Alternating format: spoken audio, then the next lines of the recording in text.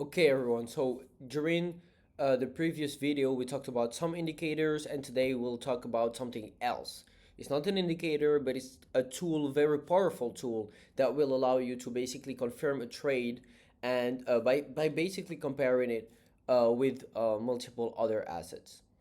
So that will be easier to do when we talk about currencies, cryptocurrencies, because it's backed by something, or if we talk about forex. Now, when we talk about other stocks or commodities, it's a bit more complicated to use correlations. But here, I'll give you a very powerful tool. So basically, it's called correlation, right? So you want to compare multiple currencies, and you'll conclude from this comparison whether is it a currency or another that is behind a certain move, so you'll be able to pick basically the best asset to trade if you find any opportunity. So let's say we want to trade USD pairs, and we have Euro USD, GBP USD, USD CAD, and USD JPY, right?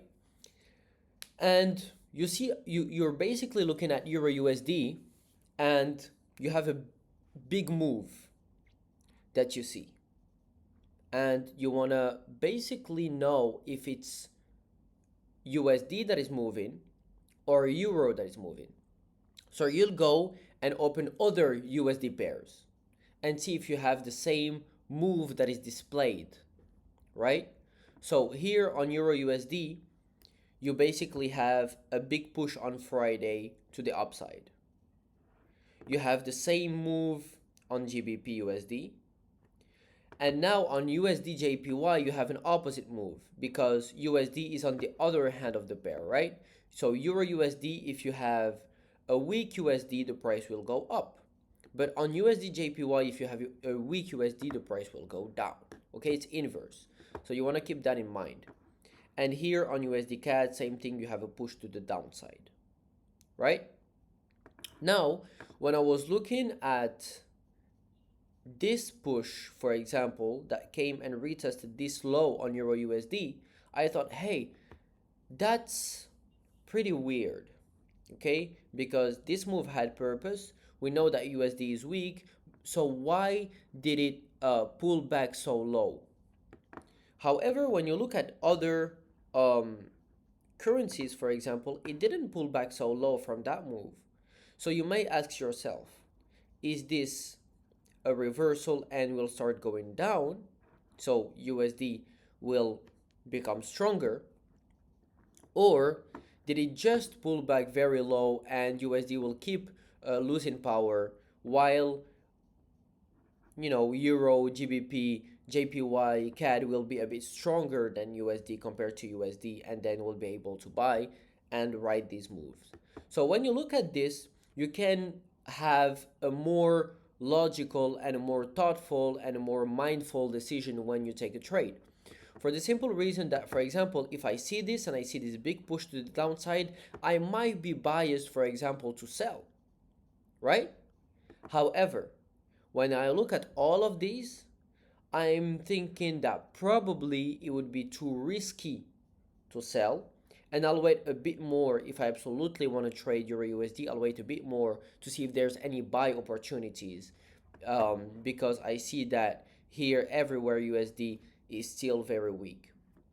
And I may also have another decision to like just remove Euro USD from the list and go to trade, for example, GBP USD, because GBP USD looks a bit better. It has a better setup. I see that it doesn't pull back too far. I even see that, look, USD CAD looks good if I want to sell it, for example. It pulled back, yes, very far from this high, and it kept getting rejected at these levels. So these levels look a bit cleaner, and here, if I have a breach, I might consider selling.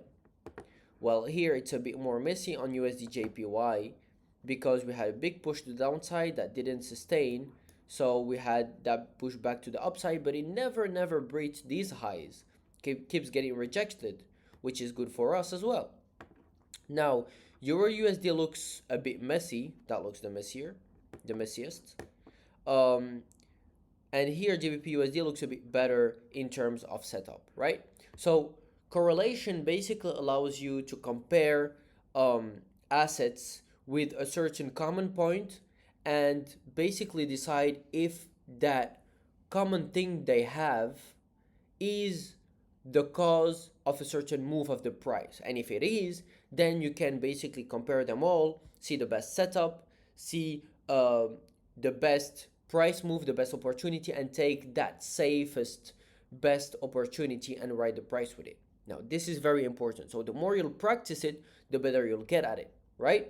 So, keep that in mind, stay focused. Um, use it. The more you're going to use it, the better you're going to get at it. I'll see you on the next video. We'll talk about other things. So here with the previous video, you had 2 or 3 main tools that I use to have more mindful decisions, and this will help you a lot. I'm sure of that. See you on the next one.